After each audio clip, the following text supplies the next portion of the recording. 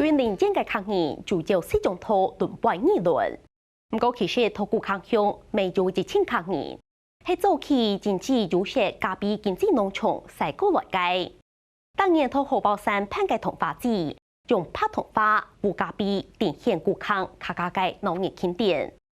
另外，定要做历史建筑嘅东部前部，但按多年来去前进，未发现前部嘅老主公係旧玩卡。老部投修复了后，地下转型做面销，个前转头摆嘅中貌。技术停电苏进我冯竹文，向下一看固抗卡加。一层一层的风吹过树面，油桐花就像落雪样的延跌下来，看起来一热闹。当然，山东5月的油桐花开发的时期，就会想到嗰种民族来到古巷荷包山看行赏花。尤其足济啊，拢用要读册啊，系啊，当年拢安尼，即马就足济啊，时间差不多1个月嘞啦。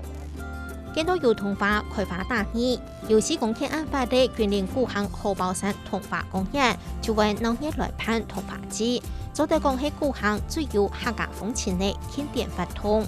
油桐树呢跟咖啡其实都是当初日据时代古坑重要的荷包山这一带重要的经济作物。我们这附近的浅山地方也住了不少的客家人，所以这一次我们都可以融合客家的元素，还有日治时代的古坑的经济作物一起把它融合在一起，让它的历史再重现。我们小时候在这座荷包山，其实这里有2个我们的零用钱的东西，就是第一个是油桐纸，那另外一个部分就是我们会到山上来拔这个咖啡苗。日本所谓荷包山就种有85甲嘅咖啡树，为台湾大量种咖啡体现嘅素材。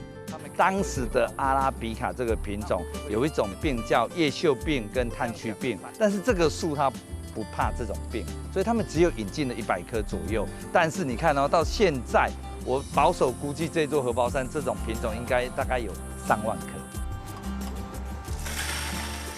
对苗栗下南西到古巷上景一带，已經係第3團建嘅客家字體劉義田，也下係咖啡莊人嘅頭家。如果一旦落下囤咖啡，真蠻優雅。我本身是第3代咖啡農，因為阿公接觸咖啡，老爸也是接觸咖啡。那我回來之後又是做咖啡這一塊，所以我就決定要把有關咖啡的歷史跟文化這一塊跟產業做結合。你說辛苦嘛？我也覺得很辛苦，但是我認為應該要去做，這是一種責任吧。做山啊，做一盞一盞啊，吼，好做咖啡啊，唔好講嘢期，我樣做，係啊，做咗一盞一盞，啊，到當落去種都一整年嘅啊，哦，我拍錯拍，我都。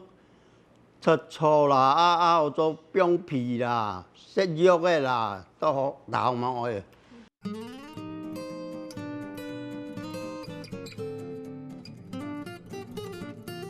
对，含着，含一下，不用咬碎，这可以试试看，有没有微甜？不用咬碎啊，它有点硬，所以把它吐掉，它就是种子。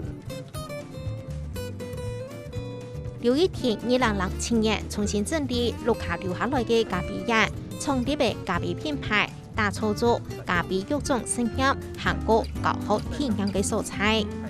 我們現在標榜的應該就是所謂的從一顆種子，我怎麼變成一杯咖啡，它可以在這個農場裡面完全的體驗到這一塊。那除了這個以外，我就是結合了所謂的咖啡的歷史跟文化。再結合產業，所以才會變成有點一條龍。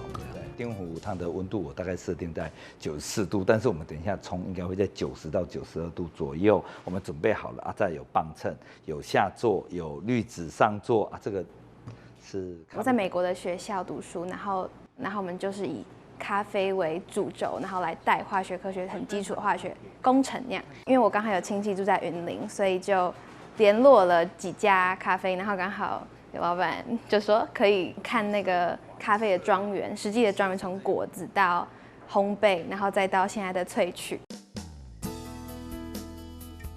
向古行市旗行没有客家嘅住宅。日本书嘅太正7日起嘅成phố，係古行東坡村最有規模嘅大通鋪。聽講接下嚟成phố老主公每日8甲天，請來同山嘅師傅來祈福嘅。